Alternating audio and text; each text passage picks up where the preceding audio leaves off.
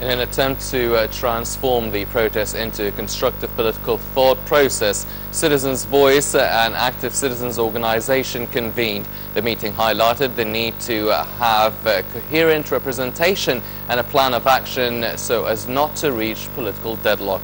Rahma Zainuddin reports.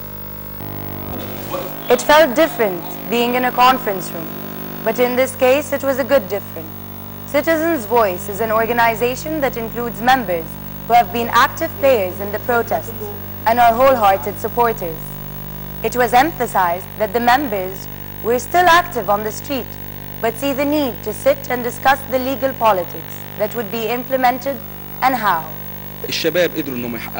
What the youth have achieved these past few days, no other opposition group could have managed, and we support that and its aims. على مدار 60 سنة فاتت ما ينفعش ان انا اهد الدستور واحل مجلس الشعب واحل مجلس الشورى والغي الطوارئ. We cannot banish the constitution, sack the government, sack parliament all at once. We need to find the best way to gain our aims by working through an organized legal framework that takes us to our target goal without reaching political stagnation. نحن نقف حائط صد مع المتظاهرين إلى أن تنفذ هذه الطلبات كلها.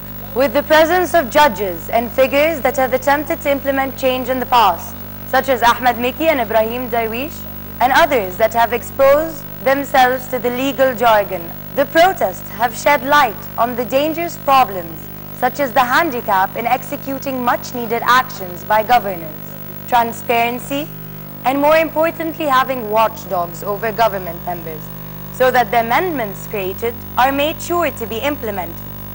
Furthermore, trust was needed between authority and people, communication, and the deconstruction of immunity from state laws by officials.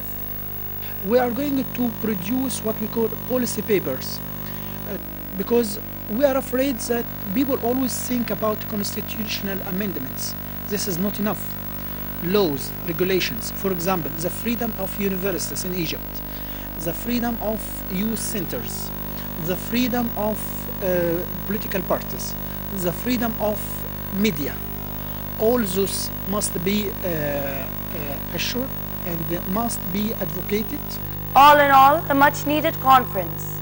A problem, however, was the dependence on information technology as a tool, and thus marginalizing those active participants in society that may not have access to computers or are not comfortable using it.